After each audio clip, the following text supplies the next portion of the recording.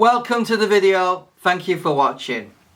So you might recognise this lens that I've got in my hand here, which is the Canon 100-400 II L lens. It's a lens well respected, it's very sharp, and it's a good all-around lens to carry around. But, and there's a big but here, you may find autofocus lacking in speed. And I have been criticised by a lot of people, who've left comments saying I'm an idiot, I don't know what I'm talking about, autofocus is really quick, I can get good sharp images, why can't you? And I wanted to address those comments here. Now, while this lens is a great lens for all-around photography, I do find autofocus slow. And when I talk about slow, I'm not talking about being able to take a static image quickly before it moves. I'm talking about being able to capture images that are flying in the sky quickly. Examples of this would be bird of prey flying in the sky, swooping onto their prey, or diving into a lake to get some fish, or an aircraft flying at Mach 2. I'm talking about extreme focus speeds that you can't get with this lens. Now, it is true that budget DSLRs, digital SLRs, will struggle with this lens because they don't offer enough power from the battery to drive the autofocus at full speed. This is true because if you had a 1DX Mark II and you say compared it to a budget 600D camera, you'd find autofocus probably half the speed in the 600D versus the 1DX, because the 1DX has a bigger battery. And it's physics basically. If you've got a bigger battery, you've got more power, and you can apply that towards the autofocus motor. So it's quite common sense really. But I wanted to debunk the myth that people have been saying I'm talking absolute rubbish when it comes to autofocus with this lens being really fast. And I have had confirmation from other YouTubers that have said that as well. Basically, when you use a more professional grade camera, autofocus is a lot quicker.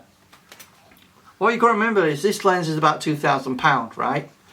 And to get a prime with instant autofocus, you're talking about spending anything between £5,000 to £12,000, a lot more money. So it stands to reason that they've made compromises somewhere.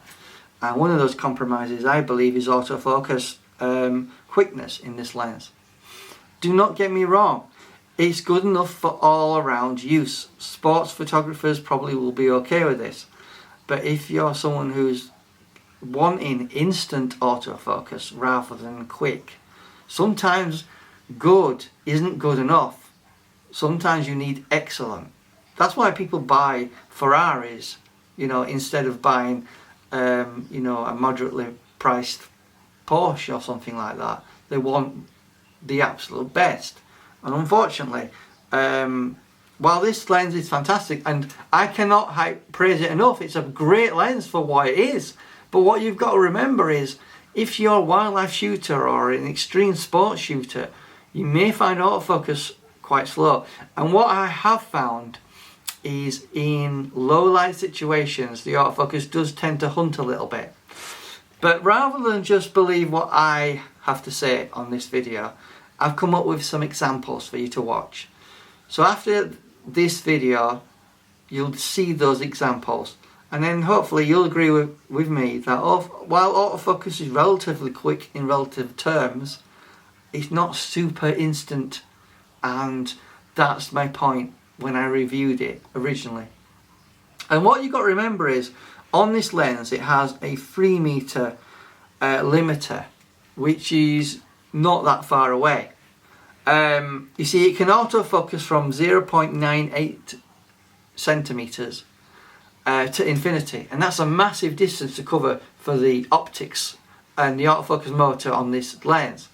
Now, there are a lot of other lenses like the Sigmas and the Tamrons that have much better limiters on them, such as obviously the 150 to 600 comes to mind, but they do have limiters ranging from 10 meters, 15 meters, 20 meters, even 30 meters when you customize it with the docks and the tap.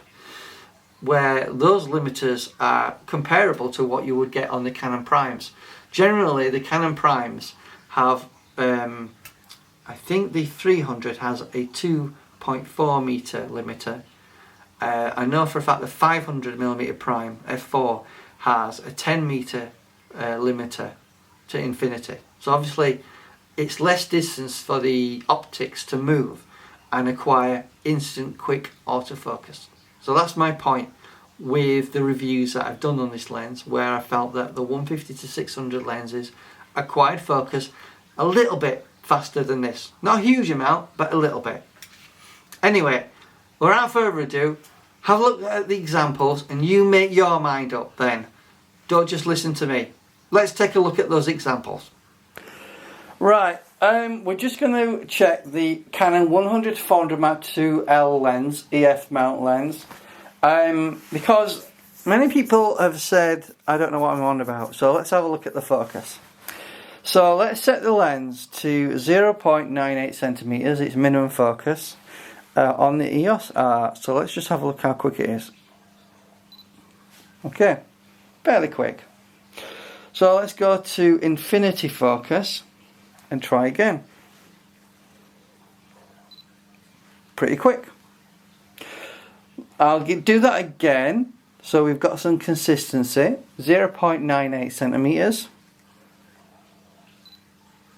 Locked on. Let's go to infinity. There we go. Alright, that's 300mm on the L lens. So let's try this at 400mm. Okay, we're set to 400mm. Let's defocus the lens at 0.98 centimeters. Locked on. Let's go to infinity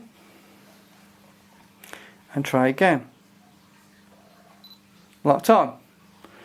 So for consistency, let's try that again. Minimum focus, 0.98 centimeters. Locked on. And let's try that again at infinity. Okay, so we're locked on. So let's try something else. Okay, so this time we're going to try again with the 1.4 Mark III extender. I want to show you how quick it can focus, or how slow, depending on your perspective. So let's go to minimum focus again, 0.98 centimeters, and let's focus. Locked on. Let's go to infinity. Locked on. Let's go to minimum focus again. Locked on. And let's go to infinity focus. Again, we're testing this on the EOS R, and that's the focus test.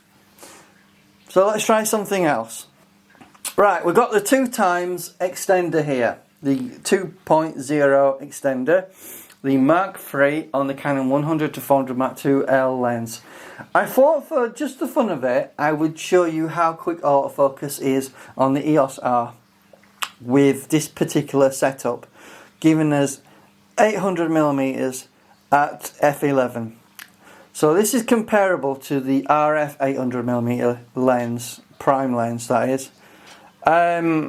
So without further ado, I thought I'd show you how this works in terms of the autofocus and see how quick it is. So we'll defocus the focus. At the moment we're locked on there. So let us just defocus it to its minimum focus, 0.98 centimeters, and let's just see how quickly it focuses. Locked on. Let's go to infinity focus, just see how that does. Locked on.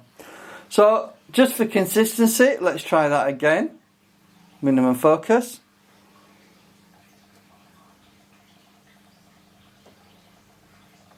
Locked on.